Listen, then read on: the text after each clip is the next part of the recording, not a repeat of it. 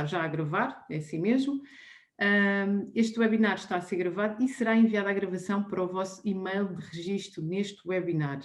E no final da apresentação haverá espaço para perguntas e respostas, como é habitual, e que o nosso orador terá com certeza todo o prazer em responder.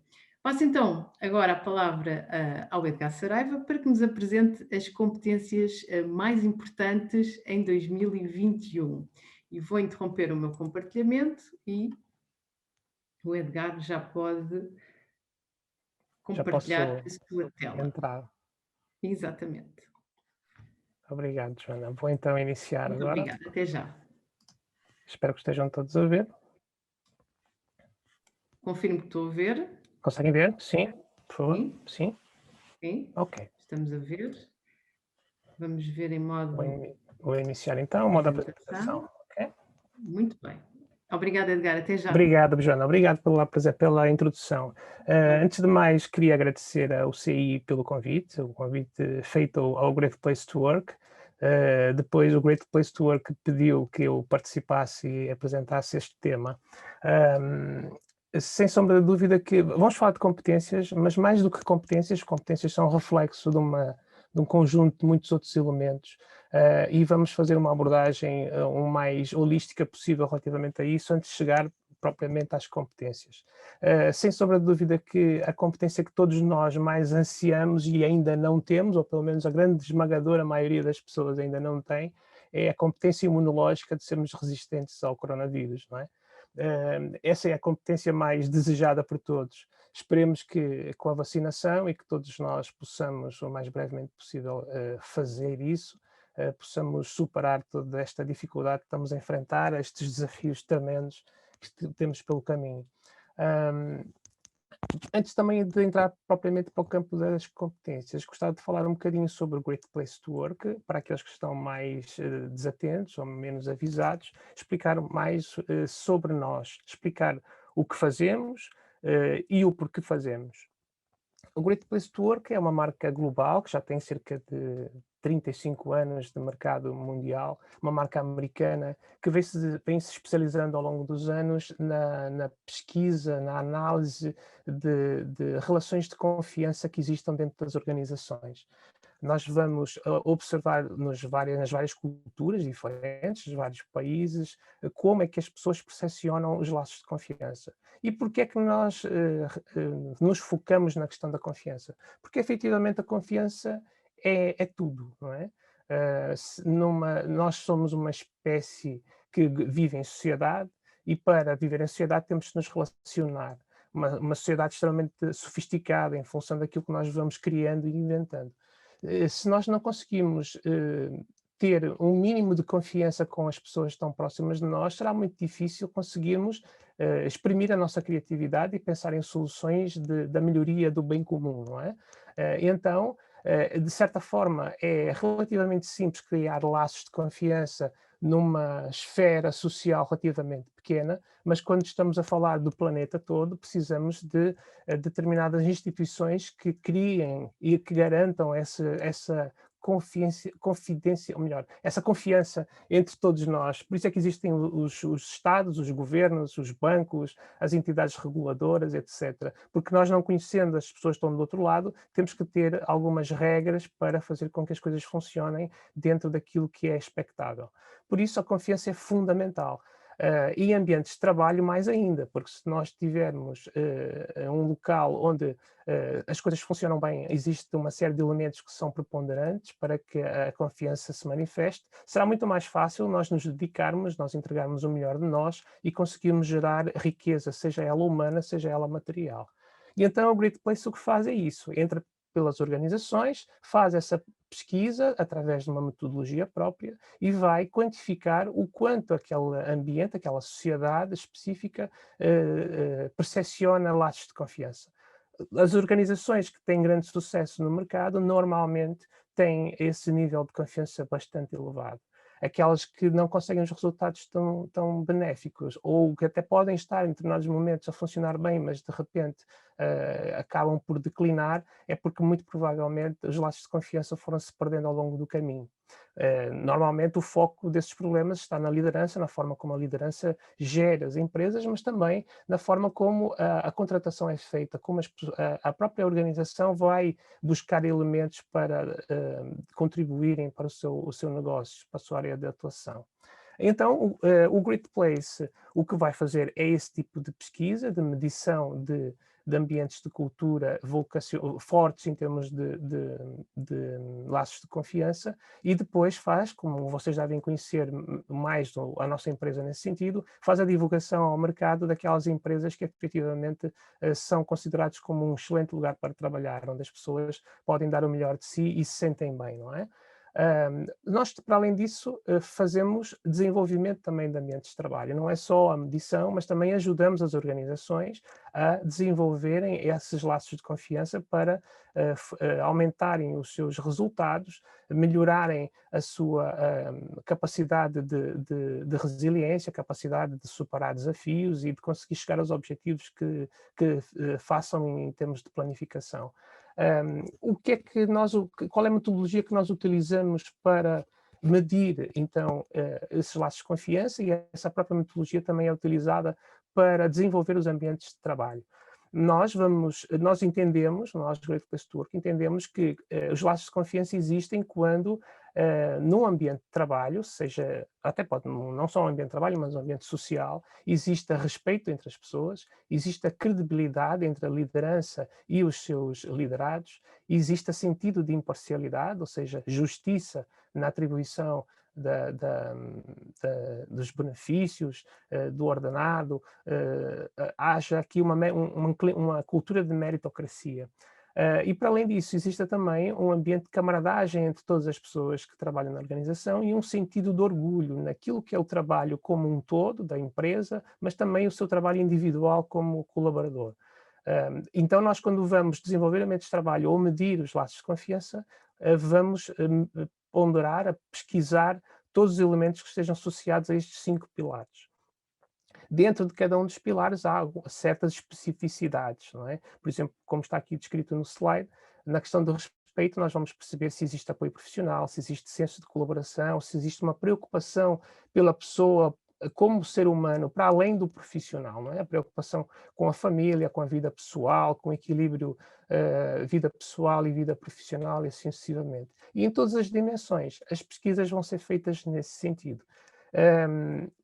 Para além das pesquisas, no desenvolvimento de ambientes de trabalho com este cariz de níveis de confiança mais elevados, também vamos fomentar o trabalho em equipas ou até mesmo individualizado para que este tipo de comportamento, esta forma de estar exista dentro das organizações. E agora passando então ao ponto do porquê é que nós fazemos o que fazemos. Nós fazemos o que fazemos porque nós entendemos que, contribuindo desta forma, levando estas boas práticas de relação entre as pessoas e com foco, obviamente, na criação de valor, nós vamos conseguir impactar a sociedade, melhorando também a sociedade como um todo. As empresas são pequenas sociedades, se nós afetarmos positivamente essas pequenas sociedades, vamos acabar por extravasar isso para a sociedade no seu total. Por isso, a nossa missão é construir uma sociedade melhor, transformando cada organização num Great Place to Work. Convém também mencionar aqui que não existem ambientes de trabalho ou empresas perfeitas. Okay? O que existem são empresas excelentes para trabalhar, mas que precisam sempre de continuar a desenvolver medidas de melhoria, não é? Nós temos que estar sempre a aprimorar. O ser humano é complexo, nós hoje queremos uma coisa, amanhã queremos outra, a própria dinâmica da sociedade é bastante elevada, a dinâmica da evolução, agora então com o carburar da tecnologia ainda mais acelerado está com a globalização, e então nós temos que estar constantemente à procura de melhorar. Por isso, perfeição é uma coisa que existe no dicionário, mas que na prática é muito difícil, efetivamente, de almejar. Eu até posso entender que alguma coisa está lá muito próxima e outra pessoa pode entender que ainda falta um bom pedaço. Cada um tem o seu juízo de valor e o seu nível de exigência, não é? E então, a nossa missão é esta. E porquê que eu falo nisto? E isto agora já funciona como ponto para o nosso tema de hoje. É que é bastante... nós conseguimos identificar muito que normalmente profissionais, organizações com um trabalho excelente, tem esta identificação da missão muito bem definido, muito claro. Normalmente uma percepção do porquê que eu estou aqui a fazer, o que é que eu faço, porquê que eu faço o que faço. E normalmente são missões inspiradoras, são missões que não é algo focado só em mim, como uma pessoa individual, algo mais egoísta, mas sim fazer algo em função de um bem maior. As organizações ou profissionais que têm isso muito bem marcado tornam-se mais resilientes, tornam-se mais pacientes, tornam-se mais proativos na tomada de iniciativa, são mais criativos na procura por melhoria. E então, não é, obviamente, aqui eu não quero dizer que todos nós temos que ter uma missão bem definida, porque eu percebo que é bastante difícil, às vezes, identificar, isso requer um trabalho de autoconhecimento bastante apurado e a longo prazo para conseguir identificar efetivamente no que é que eu posso contribuir e que esteja identificado também com essa atividade no sentido de gostar daquilo que faço, para poder entregar então quase como a imagem de alguém que está apaixonado, não é? Quando nós estamos apaixonados por alguém, nós nos transformamos, nós conseguimos fazer coisas que habitualmente até nem fazemos. Mostramos o nosso lado muito, muito proativo, muito dinâmico, muito de entrega, muito de preocupação e etc. Não queria chegar aí, porque a paixão é algo efêmero, não é? Normalmente os neurocientistas dizem que a paixão é uma doença mental que dura mais ou menos de 12 a 24 meses, mas que depois passa. Eu não quero dizer isso, porque a missão já é algo mais consistente, que precisa de ações de constância em termos de comportamento e de paciência e de construção. Mas é fundamental, isso é bastante importante que nós pensemos nisso. É sempre mais simples conseguir manifestar determinados comportamentos e competências pessoais quando eu sei o porquê que estou aqui a fazer, o motivo de eu estar aqui a fazer. Posso não ter uma missão só, posso ter várias, não é? Posso ter uma missão em termos profissionais, ou até mais de uma, posso ter uma missão em termos pessoais, posso ter uma missão em termos familiares, enquanto pai, ou enquanto marido, ou enquanto filho, etc. E também uma ressalva aqui importante, nós podemos ter interpretações relativamente àquilo que é missão, que às vezes são distorcidas, não é? Podemos ter uma missão que não vai impactar positivamente na grande maioria das pessoas, e muito pelo contrário, pode prejudicar, e há pessoas que têm uma percepção de missão já algo mais restrita para a sua vida pessoal. Cada um depois tem que ajuizar e avaliar isso, mas uma coisa é facto, é que quem tem isso muito bem enraizado consegue aceder aos seus recursos pessoais, intrínsecos do seu ser, de uma forma muito mais rápida, muito mais aguda, para conseguir atingir os seus objetivos e desenvolver um trabalho de excelência, que é aquilo que nós estamos aqui a falar.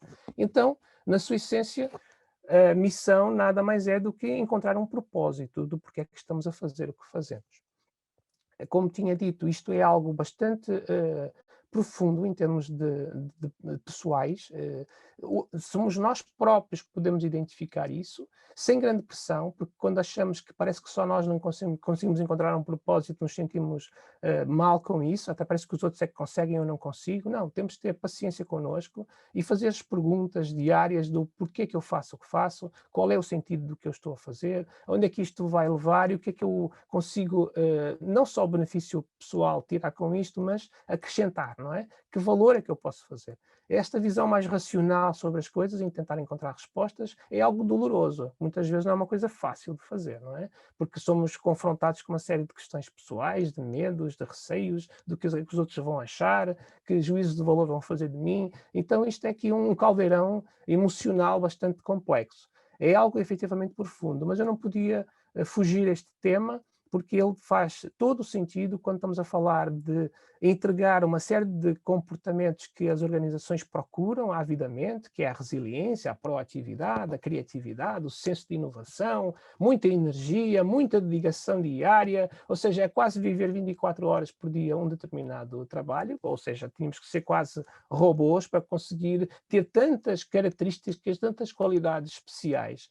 Efetivamente, as coisas não são assim tão simples, mas as organizações que conseguem chegar lá perto conseguem estar sempre a alimentar de uma forma construtiva as suas pessoas, no sentido de elas viverem esses estados, não é? Haver aqui um equilíbrio entre aquilo que se pede e aquilo que também se entrega. Ou seja, níveis de stress com algum controle, não é? O stress também é algo que deve ser levado sempre muito com algum critério, algum cuidado, porque quando colocamos as pessoas em um stress elevadíssimo, onde a zona de conforto dela está muito longe daquele momento em que ela está a viver em termos de desafio, ela vai entrar no modo de autopreservação, vai entrar no modo de luta e fuga. Não é? As pessoas, quando entram nessa situação, ao invés de entregarem, de trabalhar em sociedade ou em equipa, ou com os outros, elas vão se fechar, elas vão ficar muito mais egoístas, muito mais focadas naquilo que é essencial para elas manterem a sua vida, não é? Manterem aquilo que são a sua zona de segurança. Por isso, o stress é importante que exista dentro de um determinado patamar que nos permita sentir desafio. Sentimos-nos desafiados, mas não extremamente pressionados, porque se não correr bem vai ser a morte, não é? Isso não pode acontecer. E então, quando eu falo na missão, é algo bastante enraizado dentro do ser, bastante profundo. E eu trago aqui um esquema com alguns elementos para que vocês consigam entender melhor e eu também consiga explicar mais o que é que eu quero dizer com isto em termos de profundidade. Então, se vocês repararem nesta pirâmide, aqui na parte inferior temos o ambiente. O ambiente representa aquilo que é o sítio onde nós estamos inseridos.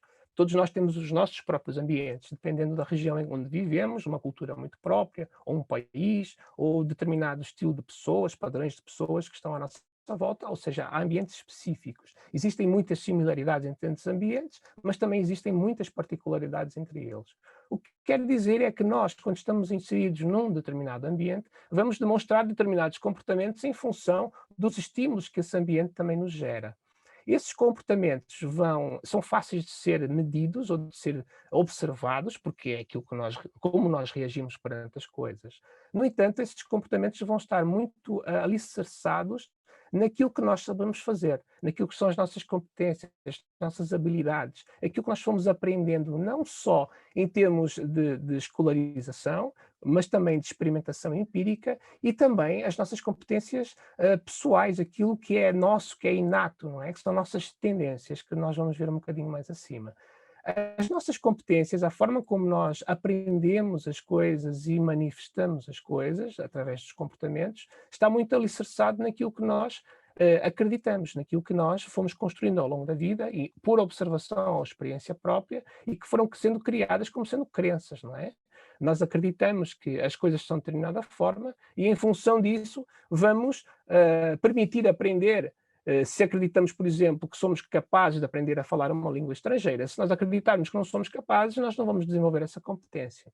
E para além das crenças, a questão dos valores também é essencial. O que é que nós valorizamos na vida? O que é que faz com que inconscientemente escolhamos determinado caminho, determinado produto, determinada pessoa, determinada profissão? O que é que está subjacente a essas escolhas em termos de valores?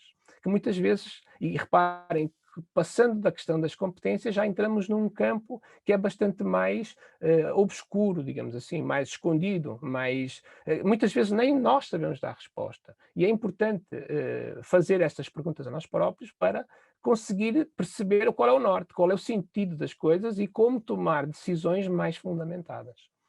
Para além das crenças e dos valores, e aprofundando um bocado mais na psique das pessoas, temos aquilo que são as características ou os traços de personalidade.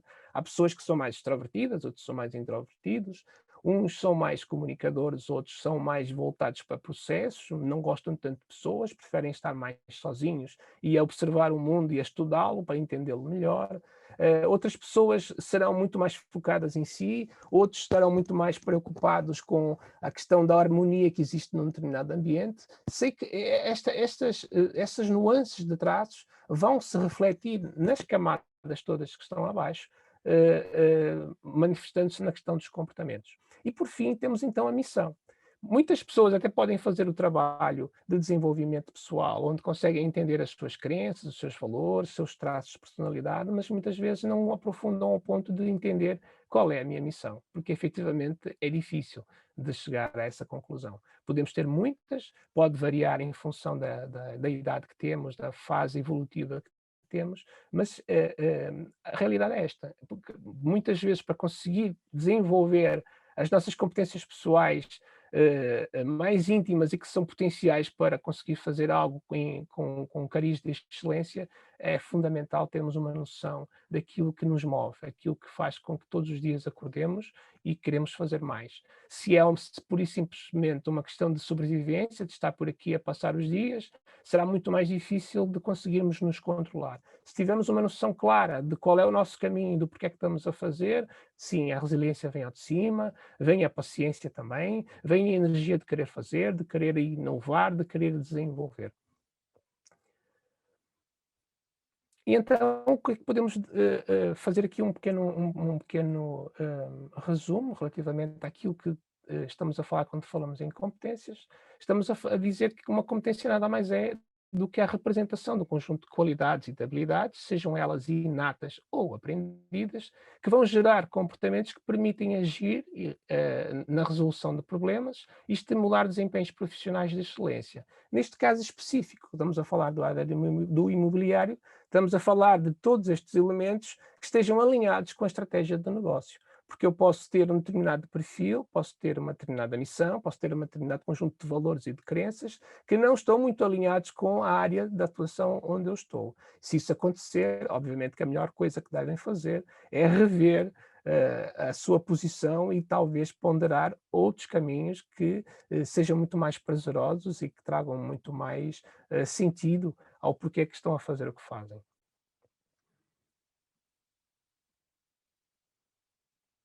Eu agora coloco aqui uma imagem que é a título de provocação.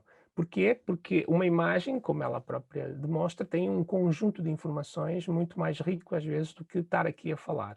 Nós, quando olhamos para ela, estamos a percepcionar muitos elementos de forma subconsciente que vão gerar pensamentos na nossa cabeça, e esses primeiros pensamentos, normalmente, é o nosso enviesamento. E então, o que eu coloquei aqui, ou a minha intenção ao colocar esta imagem, é que eu entendo que a vossa área de negócio está representada nesta fotografia. Se vocês tiverem uma tendência subconsciente de dizer, sim, é verdade, e aquilo que vos chamou mais atenção foram os edifícios, por causa da questão do imobiliário, já o enviesamento relativamente à vossa tendência de pensar no negócio em si, nas transações, de uma forma mais prática da geração de resultados. As pessoas que tiverem olhado para a imagem e se revirem nas pessoas, no povo que está aqui, muito provavelmente demonstra um enviesamento para pensar na relação, pensar na comunicação, pensar em formas de impactar nas pessoas que vão trazer os tais resultados processuais ou de recursos económicos que, obviamente, todos procuramos quando fazemos alguma coisa que tem a ver com a economia, não é? Um, mas efetivamente aquilo que nós entendemos no Great Place para todas as organizações é que todas as empresas fazem o que fazem por causa das pessoas.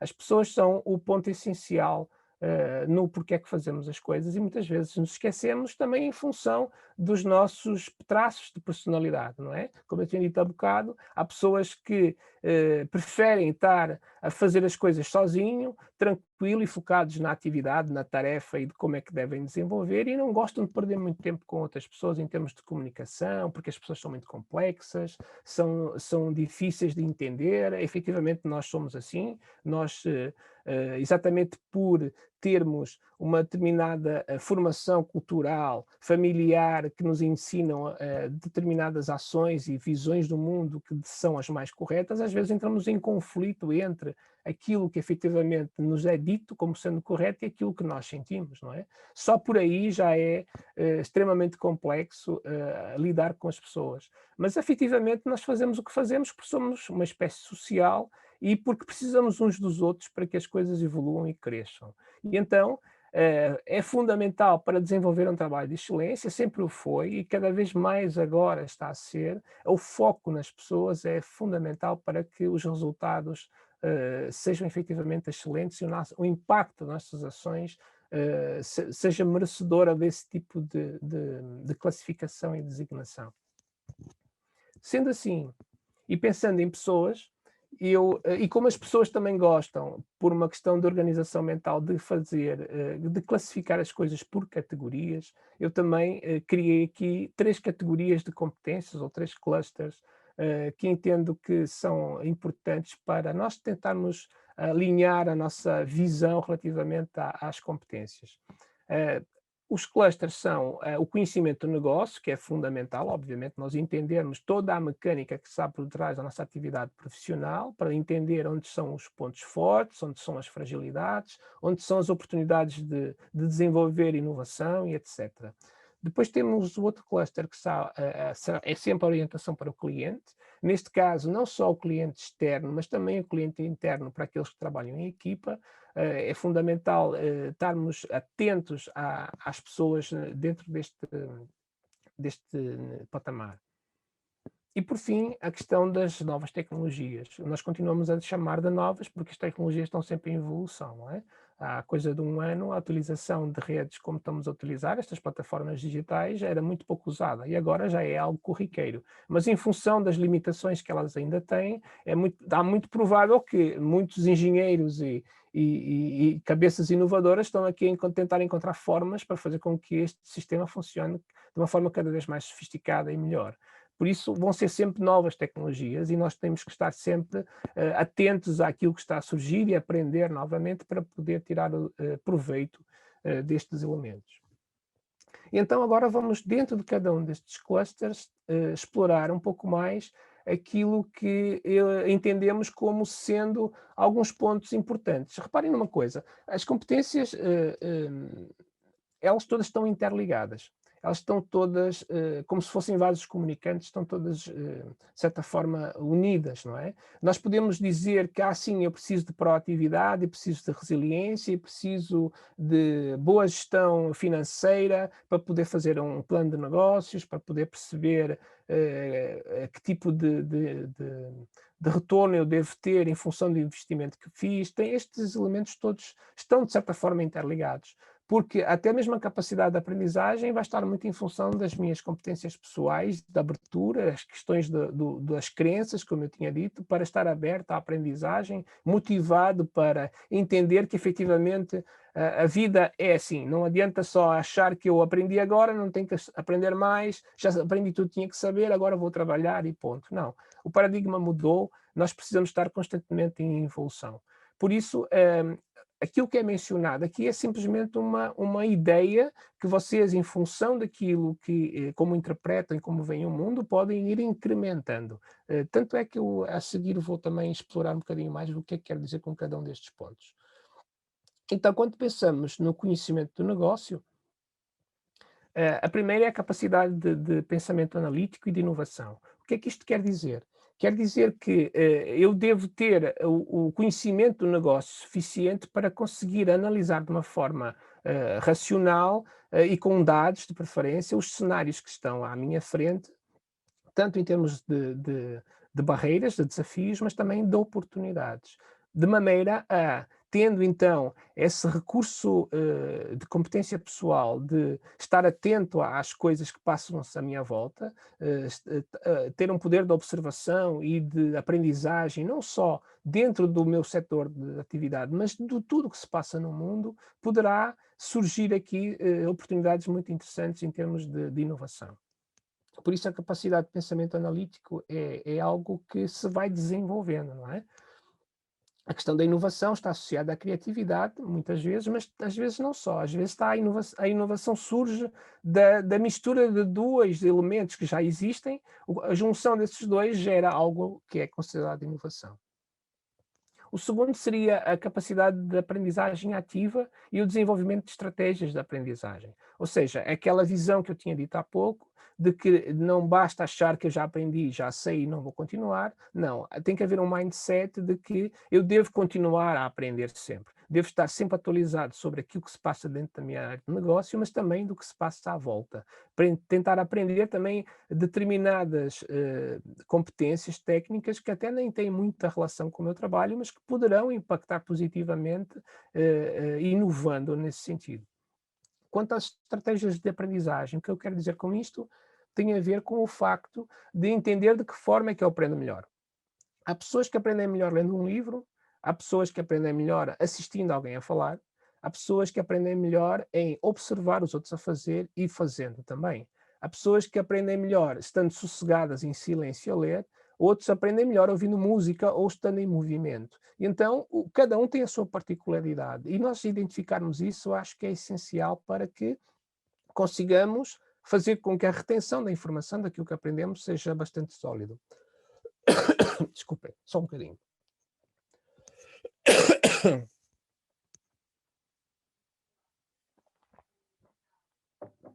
Assim acho que já fica melhor. Perdão. O terceiro ponto será sempre a capacidade de organização e planeamento. Então, nós temos que ter, perdão, a questão da gestão financeira, gestão de tempo é fundamental, continua a ser fundamental para o desenvolvimento do nosso trabalho, não mudou, vai continuar a ser importante. Aliás, todos estes pontos que estão aqui, de certa forma, são transversais ao longo dos tempos. Agora, em momentos de desafio, em economia cada vez mais instável, a incerteza sendo cada vez mais forte, estas competências são ainda mais requisitadas e necessárias. E, por fim, a capacidade de networking, não é? Nós temos competências pessoais e de interpessoais para poder manter contactos profissionais e sociais que nos permitam não só a atualização daquilo que se passa, mas também de criar aqui uma imagem de credibilidade e de reconhecimento de competência.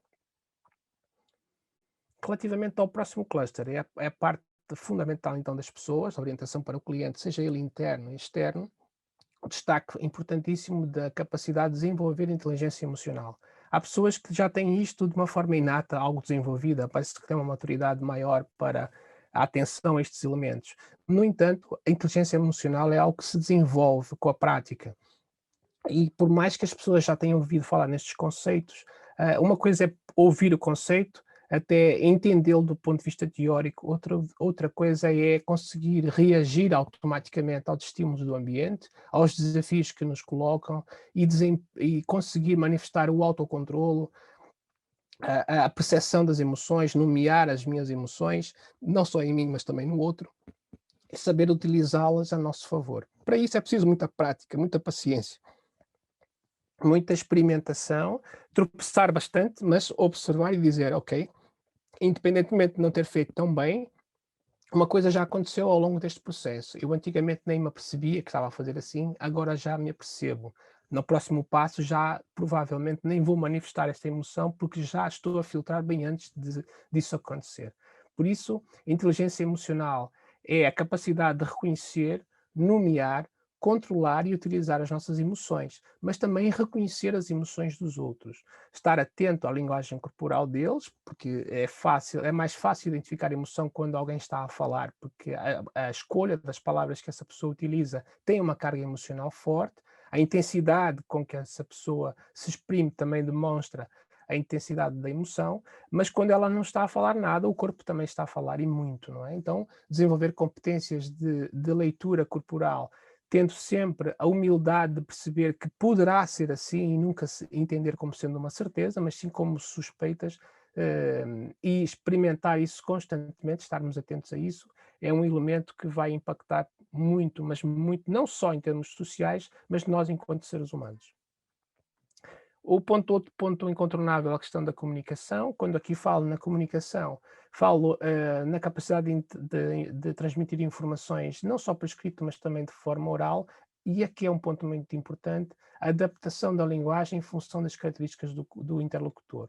O que é que quero dizer com isto? Quero dizer que estar a comunicar com alguém usando as minhas palavras é muito confortável para mim, mas às vezes não consigo passar a informação da forma como desejava, porque as palavras que eu escolho para descrever determinado cenário podem não fazer tanto sentido ao outro. Então é sempre muito importante ouvir mais as outras pessoas, no sentido de conseguir captar a frequência de palavras que a pessoa utiliza para representar vários estados de emoção. E em função disso tentar usar as mesmas palavras, como se fosse um espelhamento, para transmitir a minha mensagem de maneira a que haja um impacto emocional na outra pessoa. Isso, mais uma vez, é uma competência que se vai treinando, não é algo que se aprenda num livro, não é algo que se aprenda num vídeo, é preciso muita experimentação. A motivação para resultados é nada mais do que a tendência que a pessoa tem para agir, para fazer com que as coisas apareçam feitas, para perseguir objetivos que estão definidos e assumir proativamente a intenção de os superar. Mais uma vez aqui, nós conseguimos ter esta energia, esta vontade, este foco, quando temos uma noção de missão bem definida, bem clara. Se nós não tivermos, ou se tivermos pouca noção daquilo que efetivamente queremos, do porquê é que queremos, o que é que está por detrás disso, qual é o benefício maior que isso nos possa trazer, essa flutuação de energia e dedicação pode variar bastante. E por fim, a questão da compreensão interpessoal. Fala-se muito na questão da empatia, na capacidade de entender pensamentos, sentimentos dos outros. No entanto, fica aqui uma ressalva muito importante.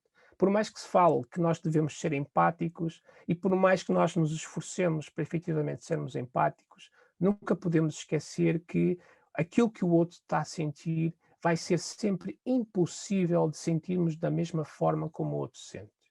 Porquê? Porque o corpo dele é o corpo dele e o meu corpo é o meu corpo. Porque as experiências de vida que eu vivi são as minhas experiências de vida. Porque o meu cérebro é diferente do cérebro dele. Porque eu posso ser muito mais autocontrolado e ele ser muito mais emocional. E então, por mais que eu tente entender o que ele está a sentir, eu vou sentir da forma como eu sinto. E a forma como eu sinto nunca é a forma como o outro sente. Ter a humildade de perceber isso é fundamental e não é impeditivo de efetivamente eu ter, para além de um esforço de empatia, ter simpatia por aquilo que o outro está a sentir, está a pensar e está a sentir, ok? Por isso, eu gosto de fazer aqui essa pequena separação. Sim, podemos nos esforçar para ser empáticos, tendo sempre a humildade de perceber que aquilo que eu sinto nunca vai ser o que o outro sente, mas tenho uma simpatia por aquela pessoa e vou apoiá-la naquilo que for bom para mim, bom no sentido de coerente para mim, porque aqui tem que haver a assertividade, que é a capacidade de poder me exprimir e dizer aquilo que eu penso, que eu sinto, mas também dando espaço para que o outro o faça, não sendo sempre uma imposição de agressividade ou até mesmo de passividade. Mas haver sempre aqui a área de negociação, respeitando sempre o outro. Por isso, este elemento é fundamental não só no tratamento com os clientes, mas também com os nossos colegas em equipa. O terceiro cluster, diz já a título de conclusão, temos então a capacidade de trabalhar em ambiente virtual, isto já é um dado adquirido, em função das necessidades e de sermos atirados à fogueira, obviamente que este período que estamos a viver nos obriga a conseguir trabalhar em ambiente virtual, mas manter esta pegada de conseguir quebrar uma série de barreiras de crenças e de valores e de autoimagem, etc., que nos possa impedir de arriscar e nos expor. É importante estarmos à vontade com isso. A questão do marketing digital e da criação de uma marca pessoal também é fundamental, porque como a digitalização é muito forte, nós conseguimos perceber como é que funciona toda esta situação do marketing digital, como chegar às pessoas, de que forma, o que é que elas procuram, quais são os receios delas, onde nós conseguimos acrescentar valor é essencial. E a questão da nossa marca pessoal, da nossa imagem, qual é a nossa imagem em termos de credibilidade, de impacto que estamos a gerar no outro, e que seja algo que esteja, como eu ia dizer, em sintonia com aquilo que faz sentido para nós. Não criar uma imagem fictícia, se tentarmos ser o mais honestos possível naquilo que estamos a comunicar. Porque quando fazemos isso, quando acreditamos, quando percebemos a missão que está por detrás, as pessoas entendem que ali há credibilidade, porque não há aqui uma tentativa de manipulação. Existe sim uma tentativa de persuasão, mas é uma persuasão sincera, verdadeira, porque aquilo que estamos a entregar, nós sentimos que efetivamente é assim. Nós acreditamos naquilo que estamos a entregar e não é nenhum tipo de subterfúgio. E por fim, a questão da criação de conteúdos, né? Hoje em dia é algo que muitas pessoas têm utilizado para acrescentar mais valor aos seus clientes e potenciais clientes, darmos insights sobre sugestões, sobre ideias. No caso do ramo imobiliário, existem pessoas que têm tido muito sucesso, por exemplo, na criação de conteúdo, seja ele através de blogs, a explicar, a esclarecer os clientes e os potenciais clientes do que é que devem fazer, a apresentar determinados vídeos, por exemplo, com ensinamentos de como procurar uma casa, o que é que devem procurar nela, ter atenção a este ponto e aquele outro, e assim sucessivamente. Por isso, estarmos sempre preocupados e atentos naquilo que podemos acrescentar em termos de valor, de avisar, de apoiar, de estarmos sempre ali próximos e eles habituarem-se à nossa imagem em termos de soluções, em termos de credibilidade, em termos de honestidade e de boas informações. Obviamente, para conseguir gerir isto tudo, todos estes elementos, às vezes não conseguimos logo de uma assentada, porque precisamos de muito desenvolvimento, daí também ser importante o desenvolvimento de equipas, onde existem perfis diferentes, onde se complementem todos e em simbiose, em sintonia, consigam desenvolver um trabalho de excelência. Pronto, aquilo que eu queria dizer, acho que já consegui cumprir aqui o tempo, era isto. Obrigado por me ouvirem, pela paciência em estarem aqui a ouvir. Se tiverem perguntas, terei todo o gosto em tentar esclarecer. Obrigado. Sim, muito obrigada, Edgar. Nós agora podemos aproveitar então para colocar aqui algumas questões ou alguma partilha de informação. Eu sei que já temos aqui alguns comentários. Permitam-me só, Edgar, Sim, interromper a sua sim, tela e compartilhar já a está. minha. Ok. E vamos então passar aqui alguns comentários ou questões. Temos aqui o Virgílio Machado que nos diz que, e é uma frase que nós ouvimos quem está a trabalhar neste mercado da mediação imobiliária, como nós e como nos profissionais que nos estão a ouvir, que nos diz que o imobiliário é um negócio de pessoas para pessoas e, Sim. portanto, sobretudo no imobiliário, a relação é fundamental, se não vital, é a base de tudo, não é, Edgar? Sim, é verdade, sem dúvida. E há bocado disse que, interessante, há bocado disse que não havia empresas perfeitas, assim como não há famílias perfeitas. E permita-me dizer, porque eu acho que na realidade a base de tudo é a qualidade das pessoas que a compõem enquanto seres humanos, não é? Sim, Porque se nós tivermos seres humanos, bons seres humanos a trabalhar, eles vão estar a trabalhar com boa intenção e com vontade e com reconhecimento. Isso é muito claro, importante. claro. Daí o sentido de missão, o sentido de autoobservação, de perceber onde é que eu posso melhorar, não só no foro profissional, mas também no pessoal. Não é? Como é que eu posso comunicar melhor? Onde é que eu tenho cota parte de responsabilidade neste processo de menos êxito e como posso melhorar, não é? Isso é que faz com que as coisas tenham algum sentido. E isso exige trabalho também, não é? Nós Claro, não nascemos com exatamente. esta matéria aprendida, não é? Exatamente. E é o que custa mais, porque às vezes dar resposta a nós próprios é o mais difícil. É verdade, é verdade. António Cortês faz uma questão. É importante para esta área ter competências na área jurídica? Não sei se provavelmente, É, eventualmente, eu efetivamente não mencionei aqui, mas entender de uma forma mais resumida e clara em termos informativos, obviamente não é preciso tirar um curso de advogado para tentar perceber, mas ter alguma literacia relativamente ao entendimento das leis, que muitas vezes elas também são dúbias, são estranhas, de maneira a poder prestar a melhor informação e esclarecimento ao cliente, sem dúvida que é importante. Sim, eu concordo que seja, lá está dentro das competências técnicas, um elemento a levar em consideração com muito critério e com muito cuidado. sem dúvida, porque também rege sobretudo o nosso comportamento e estar alinhados é muito importante. Sim, sim. Hum, No final, aqui um dos nossos participantes, o Hélio Batista, gostava de ver novamente o slide de orientação para o cliente. Não sei se o podemos partilhar, eu posso interromper o meu compartilhamento, partilhamos o slide e eu continuo a fazer-lhe aqui mais uma questão. Consegue compartilhar, Edgar?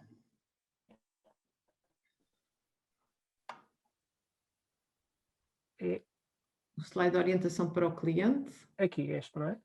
Sim, se calhar deixamos apenas Sim, para que o Edgar e outros participantes que se calhar também tenham a mesma curiosidade voltem a ver claro. novamente o slide.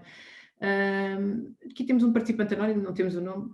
Muitos profissionais do segmento imobiliário desconfiam de novas tecnologias, Uhum. modelos de negócios inovadores. Por mais que estes venham auxiliar o vosso trabalho, como querem quebrar esse paradigma? Lá está. O que é que eu posso dizer sobre isso? Efetivamente, o ser humano não gosta de coisas novas.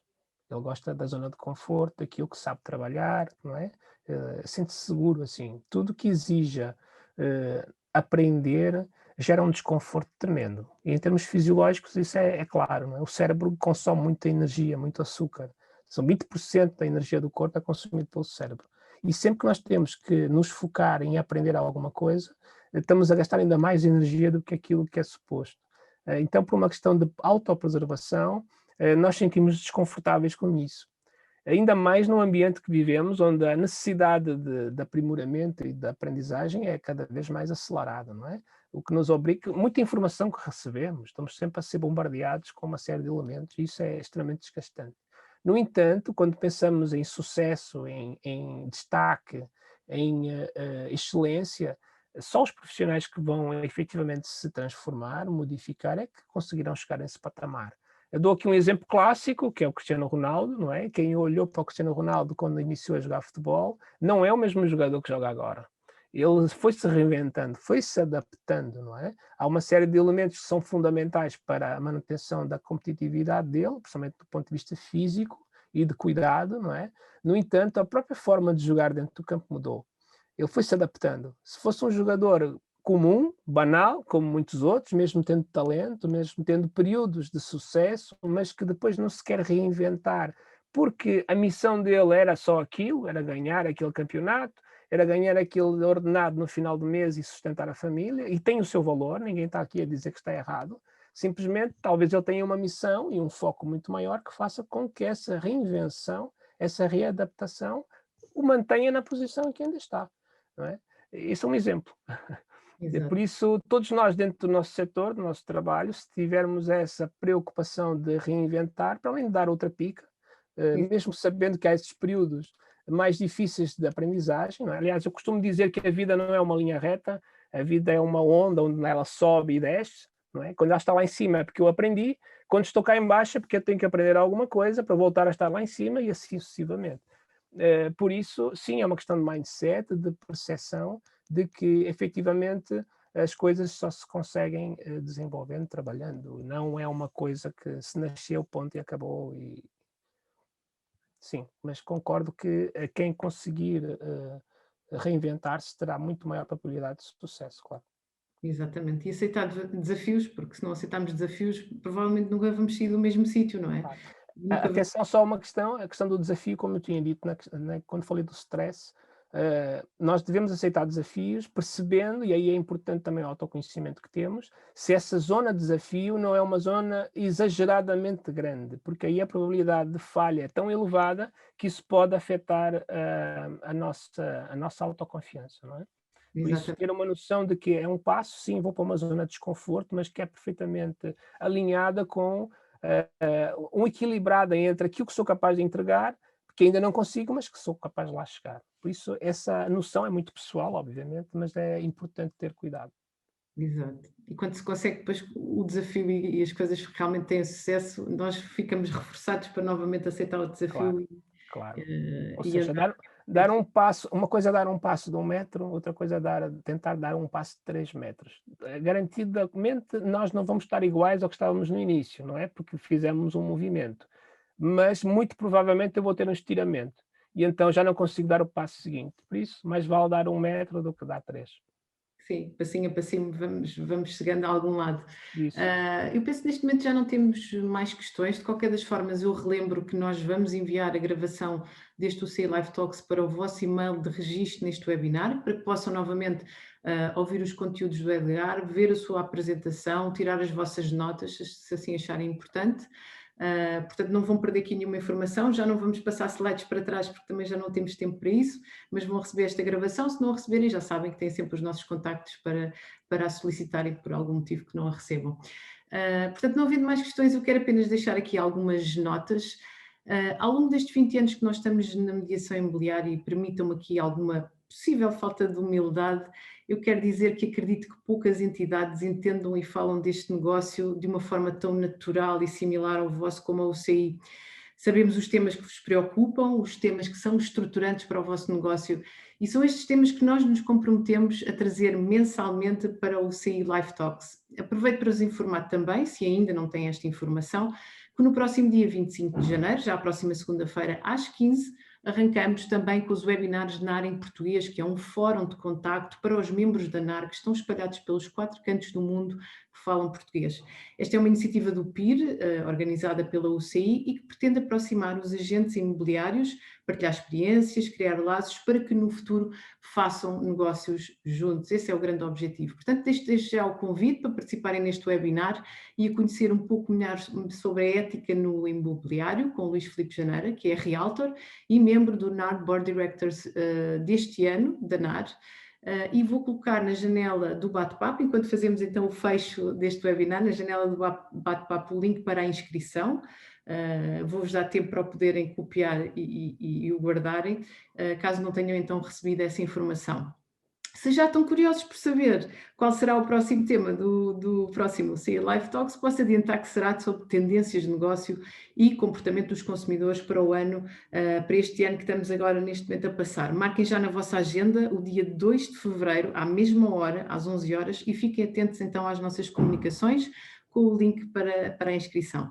Já sabem, mensalmente nós faremos aqui o nosso ponto de encontro online e que podem sempre, sempre contar connosco, porque como diz o lema da UCI, uma casa é o que nos une. Fiquem em casa, mantenham-se seguros, não saiam, vamos trabalhar para que esta pandemia, e cabe a cada um de nós que esta pandemia passe o mais rapidamente possível para voltarmos às nossas vidas. Quero-vos dizer até breve, bons negócios. Muito obrigada, Edgar, pela sua Obrigado a todos. Obrigado. E sigam-nos também no nosso site e nas nossas redes sociais, o Great Place. Obrigado. Sim, a Great Place acaba por ser, como disse no início, um selo muito distinto para as empresas e, portanto, nós aqui conseguimos ter um barómetro de avaliação daquelas empresas que realmente são muito boas para trabalhar e é um contributo muito importante para esta responsabilidade. Portanto, para todos, até breve, bons negócios e voltamos a ver então na segunda-feira, se não for na segunda-feira, então no dia 2 de fevereiro. Muito obrigada a todos e até já. Até já, obrigado.